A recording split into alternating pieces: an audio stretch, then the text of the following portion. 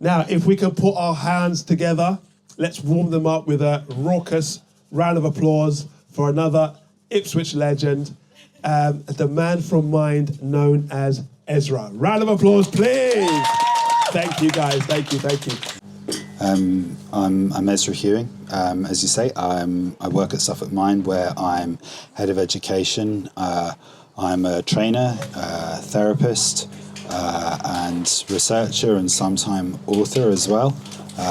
Ipswich native, and I've done one or two other things before I wound up at Suffolk Mind about 15 years ago. Yeah. And very interested in issues around mental health in general, of course, otherwise I wouldn't be in the role that I'm in, but also I have an interest in men's mental health and suicide prevention too, so I'm very happy to come and talk with you about that today. Fantastic.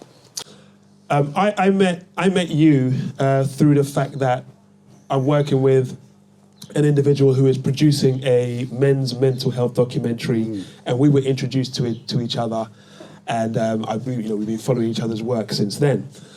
And as you've said, working for Mind puts you in a particular space to see firsthand how the work of Mind impacts males.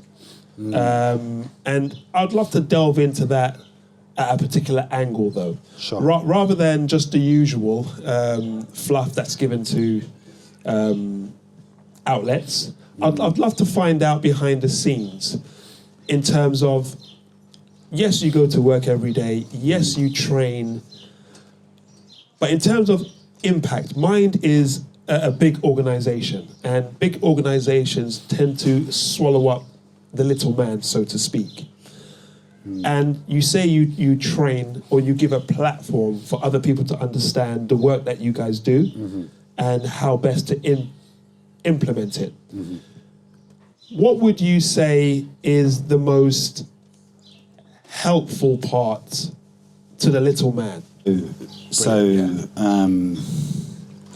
That's a very interesting question, and I have my personal and professional views on it probably are, may not necessarily represent everybody else working in the mental health field, but my view is that whether we're talking about men or people of any gender, as the world becomes more complicated and the demand on services becomes more overwhelming and it becomes harder to access support and help, the antidote to any problem is greater knowledge and skills. Right. And what that means for every man, whether it's a small charity, an organisation, or an individual who cares about the people around them, is that they need better knowledge and skills to be able to support themselves and other people. Yeah. And in slightly plainer English, they need to understand that mental health depends upon being able to meet key physical and emotional needs in healthy ways.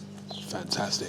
And that's what we've worked really hard at Suffolk Mind to do over the past since I joined them, really, and especially over the last 10 to 12 years. Now, the other thing I should say is that while Suffolk Mind is a local mind association, and it is affiliated with National Mind, that's not necessarily their approach or position. Right, so this is very much a Suffolk project. Other minds in Essex are now picking up the same approach and adopting what we do too. And the aim really through our work with training businesses or schools or the public or private sector or other colleagues and charities is to embed an understanding right from cradle to grave that we need to be looking after one another's emotional needs, and we need to develop the resources and the knowledge and skills to be able to do so, which is a hard lesson because lots of the messages that we hear are about, or we need more services, or we need this, that, and the third. But the reality is that that's not coming. Right. That's not coming anytime soon. I'm glad you said that. So the antidote yes. is knowledge. Right. With big, I like the fact that you broke it down to let the people know that even though Suffolk Mind is part of the bigger machine Mind, it does stand on its own as a service. You're right. The majority of mental health services are inundated now. And it seems that the inundation was a slow wave, but it seems as if the public became aware of it as a sudden wave. So what I would like to ask is, I'll refer to myself first and foremost, coming from customer service and the recruitment industry, it's pressure. There's a lot of pressure to perform. And that tends to be the culture in big organizations. Have you seen a lessening of mental health issues in mind organizations because they have received the correct training themselves? Are they implementing it on themselves? Can you expand on that for us? The people that work at Mind are humans like anybody else, and they will face life challenges just like other humans, whether that is the kind of the exacerbation in anxiety and depression that we saw as a response to the lockdown reaction to the pandemic, or the increase in the cost of living, or whatever the pressure might be that is preventing people from meeting needs for security and control. What we also know, though, from the emotional needs audit, which is a survey that we've done with tens of thousands of people across Suffolk, is that we know which organisations have staff who, on average, their emotional needs are better met. And Suffolk Mind are one of those. And that's not a huge surprise, because they know that, and they are accustomed to thinking and reflecting and more self-aware, that they have needs for security and control, that there are things that they can't control that sometimes we have to tolerate or let go of, that they need to stay connected to the wider community, that they need activities that give them meaning and purpose. And more importantly, that a healthy organisation is one that isn't just about the needs of the individual, it's about mutual needs satisfaction. I was talking with some colleagues earlier today, and one of the resources that's not widely drawn upon, but I know one of your former, one of the people, Max, who you were interviewing before, that's right. I know he works with storytellers, and storytelling is incredibly important in the work that I do. And there's a Chinese fable, and maybe you know this, Raph, I don't know. Let's hear it. I know you usually respond well to the offer of a story. So there was a guy, and I don't know whether he was a monk or a student of some kind or another, but he went to a wise person and wanted to understand what the difference between hell and heaven were. And so the guy he'd asked took him to hell. And in hell there was a giant mountain of aromatic basmati rice flavoured with all sorts of dressings and sauces and other wonderful things that you can eat. Yeah. Which in that part of the world would go down very well. Of course. But there were all of these people who looked incredibly hungry. They were emaciated and starving. And the reason is that they all had to eat this rice. They had 10-foot long chopsticks and they couldn't feed themselves. Right? So the guy said, well, okay, this is terrible. Take me to heaven. So he said, okay, we'll go to heaven next. And they went to heaven, and in heaven there were giant mountains of aromatic basmati rice flavoured with all of these dressings and all the foods. Looked a bit similar to where they'd just been to in hell. And there, the people had 10-foot long chopsticks as well. Right. They looked really happy. And the reason is that they were using their 10-foot long chopsticks to feed one another rather than worrying about feeding themselves. So look, you should never reduce the story just down to one meaning, because they carry many different layers of meaning. But one interpretation of that story might be that for a healthy society, it's not necessarily, you can't rely upon individuals. Everybody across the community has to begin to think about the needs of other people as well as their own. Fantastic. It's very true. Thank you so much. I don't even need to ask for the round of applause. That resonated with everybody. So plainly put, community, let's not use that word because Max has told us, or he has highlighted. I'm all right with community. Yeah, you're all right with community? All right, then I'll use the word society. Communities. We only survive and grow by feeding each other with the correct type of knowledge. Thank you, sir. Can we get another round of applause for that? Because that was enigmatic. I enjoyed that one. So we've touched on the fact that Mind as a conglomerate, so to speak, is looking after its own, is practicing what it preaches to a degree, as you said, it is made up of humans. So there are failings, there are errors, there are shortcomings, but overall, the scope of their picture, or the scope of the bigger picture, is still tangible and reachable, which makes perfect sense. And I'm very happy that you're able to break that down for us. And the reason I say that is, the reason I'm happy is because there are many males that I've spoken to who have told me that they've tried to get in contact with Mind on the phone and had no response. Right. Okay. I myself have been in such a position. Oh, right. Okay. Now, sometimes in our times of need, this is where knowledge is really important, and the correct knowledge, because people come across people who work for Mind, i.e. Mind have a street team, and the street team will be there with a clipboard doing a survey. Someone says, "Oh, Mind, you guys deal with mental health. I need a number." But the person who is working for Mind with the clipboard is there for a different reason. They don't know the specific information or knowledge to give to the person in need. They give them, or they lead them to the mountain of basmati rice, but they can't feed them because they don't have the right chopsticks or the right mentality with the chopsticks. So that's amazing. I appreciate that, and that's what I'll be doing. Can I intervene at that? Yeah, of course you can.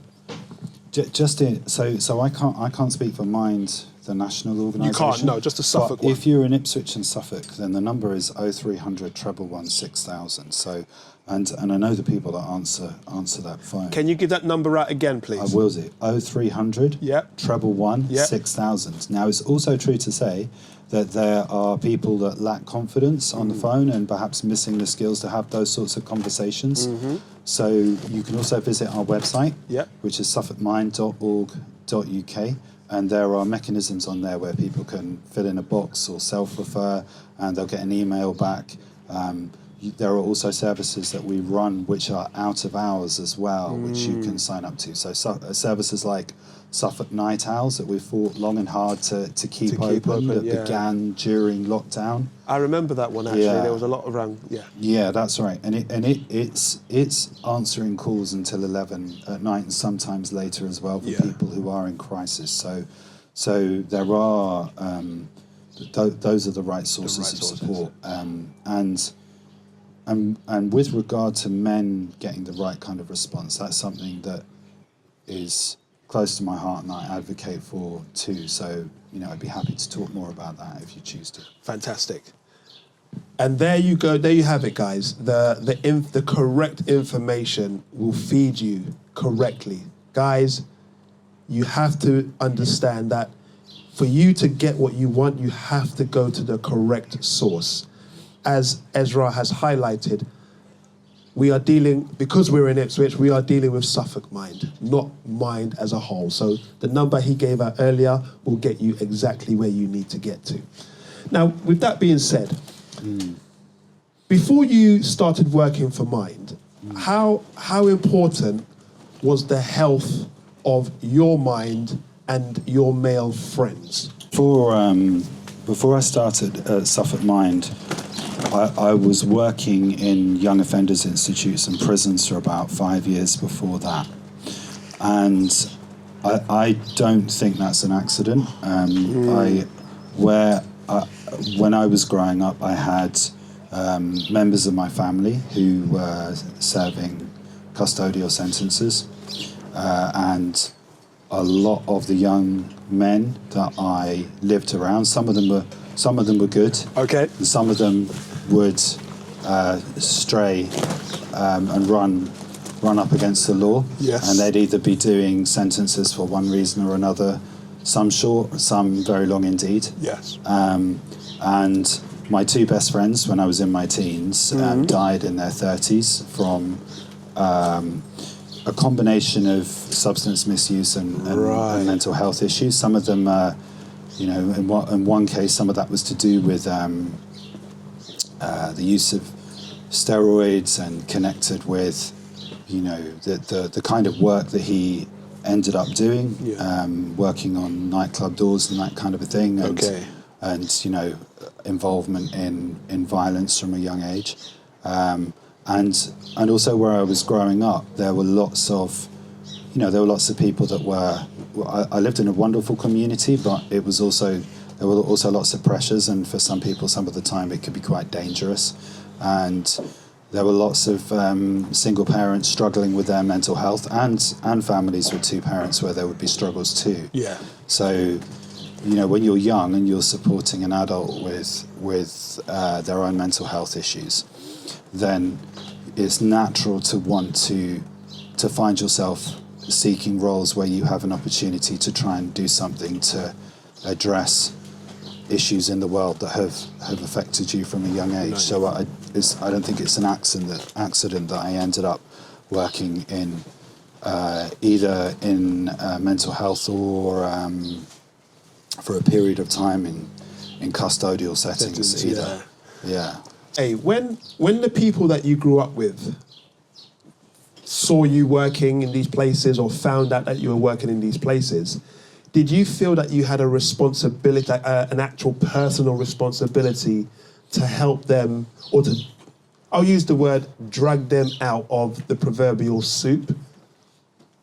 So my first visits to custodial settings were visiting friends and family. It wasn't in a working capacity. That wasn't until much later. Yeah.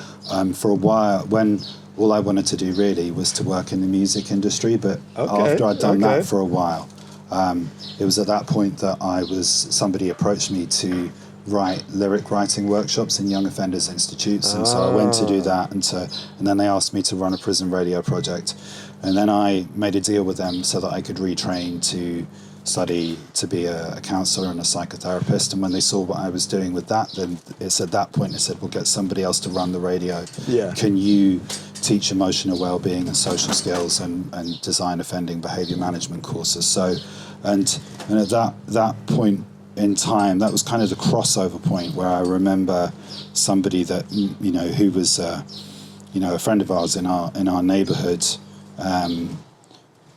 went away for a long period of time, and my life kind of moved in a slightly different direction. I'd grown up a bit, so I wasn't quite so young anymore, and I wasn't around what they were doing. And it was a younger generation, and I'd begun the zigzag of my career. Yeah. What part or what area in Ipswich did you grow up and feel the effects of that kind of peer pressure? I'm from Alderman Road. Alderman Road. Yeah. Yeah. Alderman Road crew. Okay. Which, is a good and a bad thing. Yeah. Okay. No? So if you ever got your hair cut in the original Babazi's location, yes, and I know you're going to find out about that a bit later on. Okay. I lived 2 doors down from there. Oh, fantastic. Okay. Yeah. So we had this amazing park opposite us, and back in the 80s when we played cricket, depending on who turned up that day, it was either Bangladesh versus the rest of the world, or England versus the West Indies, with some extras, or whatever it was, and we'd be invaded by people coming to watch Ipswich Town Football Club during the season a few times a month. The River Park. We're getting some real history here. The thing is, the guy over there, Curbsies. People don't know about Curbsies. What's Curbsies? You don't know about Curbsies? I don't know about Curbsies. So Curbsies is where you're standing on either side of a road, right? And you have a ball, and what you have to do is you throw the ball at the curb on the other side of the road, and if it bounces back and you catch it, you get 10 points, and you can advance to the middle, so it's easier to shoot again. Right. Okay. But if you miss it and it rolls back over at your end, you can still go again. But if it bounces off the curb and the other person catches it and they're still standing on the curb, then it's their turn. Right. Okay then. Oh, okay, we're getting a real education. No. If cars came up the road, they had to stop because there was a game of Curbsies going on, and that's non-interruptible.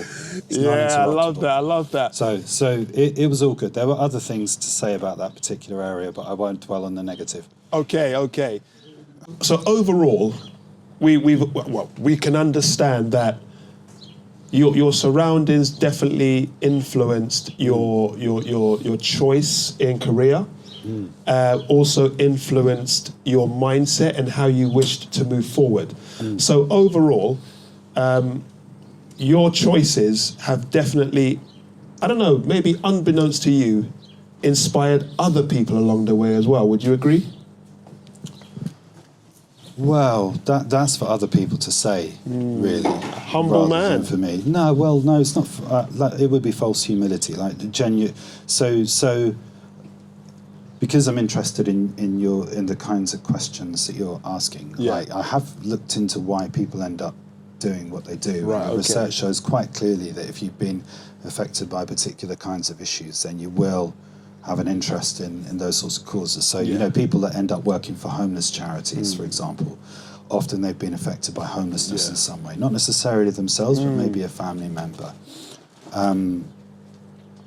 Or if somebody's been affected by suicide, then that will often be a cause that they're passionate about too. And a good reason to be aware of that and to be interested in that kind of a thing is that you want to make sure that you are doing what you're doing for the right reasons and that it's not affecting your judgment. Yeah. So that's my reason for wanting to learn more about that and discover why that is the case. But it is quite a clear pattern. That's certainly true. Yeah. Okay.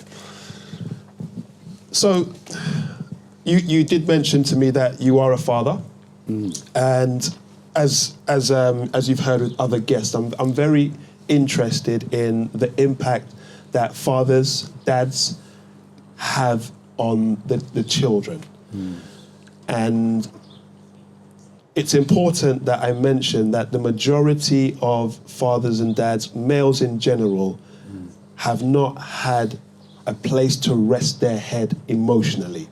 And this is historical. We're now in an era where males are having their voice heard. There are more safe... No, they're not. There have always been safe spaces. They were just not widely known about or widely celebrated. And being in the field that you are in, also having the friendship circles that you have, would you agree that we are heading towards a time where our voices are being heard, listened to, and what we say is now being implemented for the betterment of fathers, enabling children to learn more from us? I don't know. Ooh, okay. I don't know. I think so. We're in a funny time in that for a long period of time, certainly since the early 80s, boys have fallen behind girls in school. Yeah. And then over time, that's also been reflected in attendance and outcomes in further and higher education too. Yeah. And there are a large number of children, period, that don't necessarily have they don't have their father living in the home. They may spend time between two homes. They may have contact with their birth father. They may not. Yeah. We have primary schools where there are very few male teachers, and there is an increase in recognition that that's the case, and that politicians talk about wanting to do something about it. They've set up a centre to develop a strategy around the issues that affect boys and men just this week. Yeah. But we're yet to see what the effect of that will be over the long term. And I'm always a bit sceptical about whether or not policies and reviews really make a huge difference to culture over time. I'm much more sold on the idea that it's individuals doing things in pockets. And I think the other thing at the moment is that with regard to men, fathers, men's mental health in general, it's a little bit of a wild west. If whatever your gender is, we have, mental health systems are in the situation that I described earlier, where they're oversubscribed. Historically, there's been a reliance on medication and a kind of a biological medical view of mental health. There are some good counsellors and therapists out there, and there are some others that are not very well trained at all. Yeah. And it's a lottery as to whether or not you get somebody that's competent and knows what they're doing. And then with regard to men looking for advice and role models when fathers, may not be in the picture, sometimes for very complex reasons to do with lack of capacity. Maybe they're struggling with mental health or substance misuse issues themselves, or maybe there's some other complex reason for why they're unable to spend time with their children in a meaningful way. Yeah. It's unsurprising that men and young boys in particular look for answers elsewhere, and they're kind of in the center of a bit of a Mexican shootout. That's how it appears to me. Anyway. Yeah, and I agree. Yeah, because as well as all of that situation with mental health systems, you've got loud voices on one side talking about toxic masculinity and arguing that men crying is the solution. And incidentally, I'm very interested in that idea and have been for some time and collected papers on it. And it led to me interviewing Professor Ad Vingerhertz, who's the world's leading expert on crying. Okay. And what I learned was that crying, the most current research shows that crying is not cathartic in the way that it is thought to be. In other words, it is not the solution to trauma. Yeah. In fact, crying evolved to signal our distress to other people. Yes. Now, the thing about that is that that's all well and good telling people to cry if they're distressed, but if there's nobody to respond to them, if people are isolated and we've got more people than ever, millions of people, men and women, living alone, and there's nobody to respond to them, then telling them to cry is certainly not part of the solution. So look, that's one side, one of the kind of 3 points in the Mexican shootout that men face. If they're experiencing mental ill health. Can I come in here? Yeah, I want to give you the other two sides, but yeah, go ahead. Yeah. So this is something that Dan from Man Up also expressed. He said, it's all well and good, everybody telling men to cry, but what do you do after that? Okay, I'm going to go home and cry into my beer. Yeah. But I've still got the vice of the beer. Now I'm crying. What does it lead to? That's frustration. 100%. And if I'm frustrated, then what do I do with the frustration? So then I go to work or I go out and I take out the frustration on my family. I take it out on my family. So where do we go from there? So yeah, please. So that's the important question, isn't it? What do you do if you're isolated and nobody's responding to your distress, or gendered expectations of what distress looks like are being imposed upon young men or males or anybody for that matter.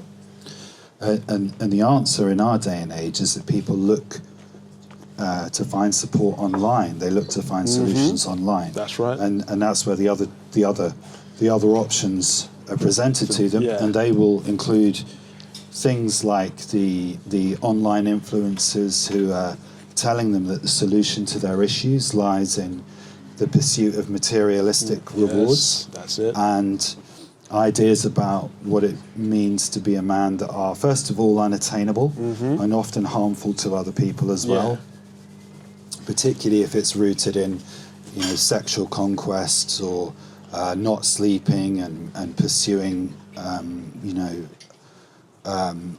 illusionary dreams of wealth or what it is that makes you important, and divorcing us from the meaningful pursuit of purpose and the service of others.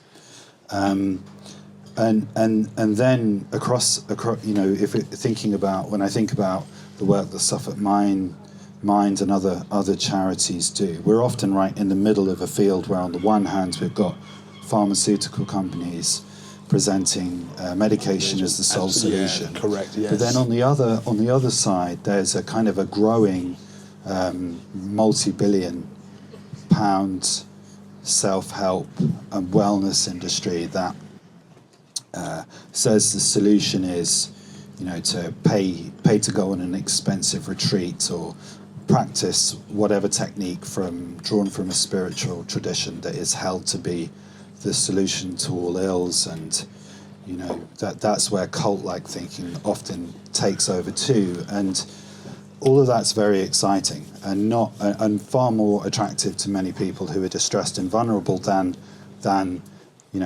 seeking help to build a life that helps them to meet needs in healthy ways. So just going back to the Wild West analogy that you gave us, that's so poignant, and I love that because it ties in with the fact that it's as if every man for themselves. I'm going to say every industry for themselves. Pharmaceutical industry have realised that there are helpless men out here. You know what? Let's take advantage of them.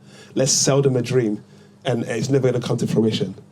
Now, we're going to have to end on that one. But before we do end, can I ask if you personally was given £1 million to assist the mental health of males, how would you go about spending that cash? There's a question. And I should say that I never believe that the answer lies in money. But what I do think is that if I had £1 million, I would want to fund and support. I'd like to see a return to the times when we had youth centres and community can we get centres. round of applause for that? Round of applause for that. Yes.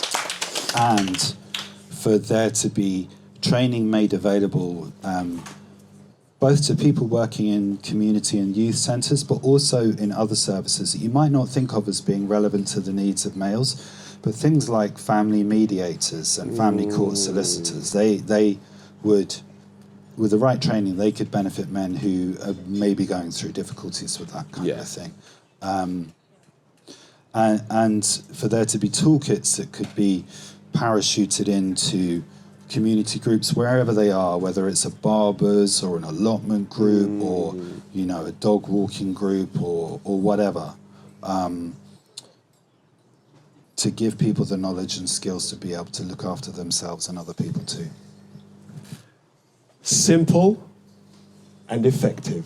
That is what is needed. And you've broken it down for us brilliantly.